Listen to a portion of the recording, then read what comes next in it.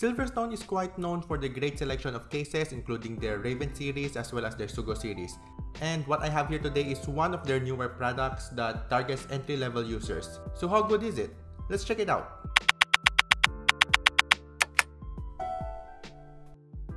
So welcome back again to Junkyard Summit, and what I have here today is the Silverstone PS15. It is a MicroATX chassis that costs around 2,400 Philippine peso. There is an RGB version that is around 550 pesos more expensive, which includes two RGB fans. It is a compact case measuring only 192 by 381 by 351 mm. But despite its size, this case has no problem fitting in most triple fan video cards, as this thing can support up until 314mm in length and 151mm in width.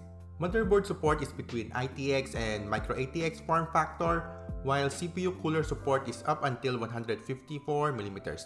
Huge tower coolers might not fit in this case, so be sure to check your cooler's height first before buying it. Another thing that you should take note to is the PSU length.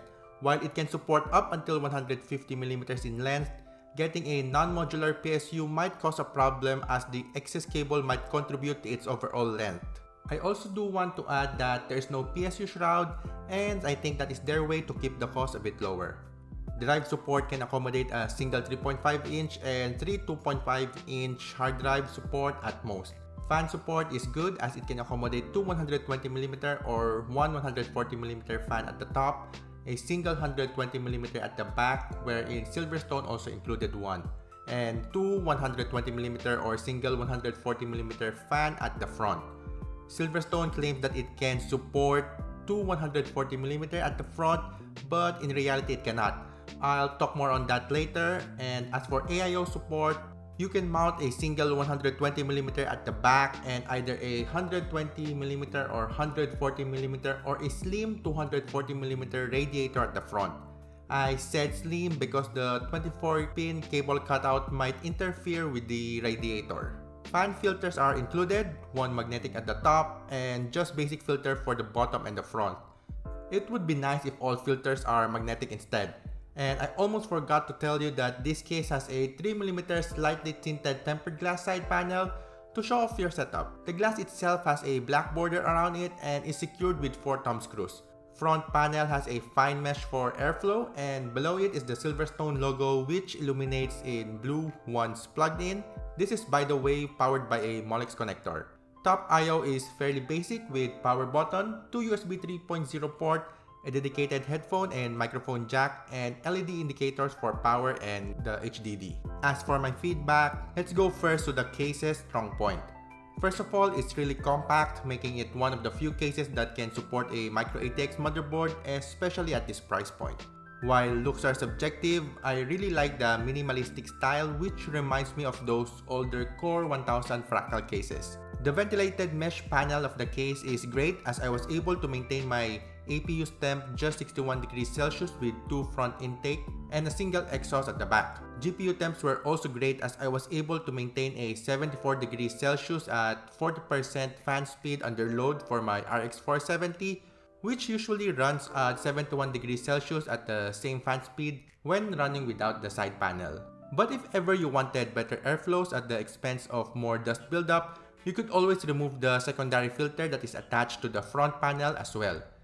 Also, since this is a mesh front, you could always bling it up with fancy RGB to spice things up. Going now for the things that I don't like, let's start first with the minor things, such as missing rubber grommets, non-reusable PCIe covers, no PSU shroud, tacky blue LED for the logo, and lastly, the lack of space for a decent cable management.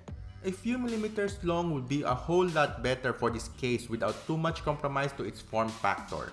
But then, this can be compensated by getting flat cable PSU as well as proper zip tying of those power cables.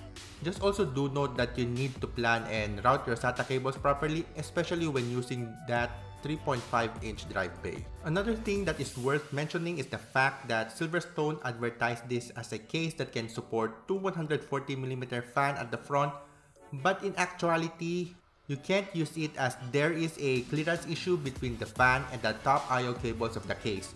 Could be an oversight by their design team, or probably the main body was reused from their other cases.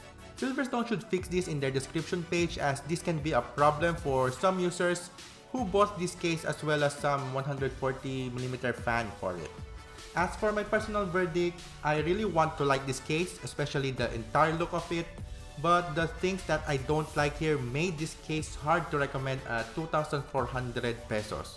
It's a little bit disappointing, and personally, it will be more appealing if they would just include the RGB fans while retaining the price at 2,400.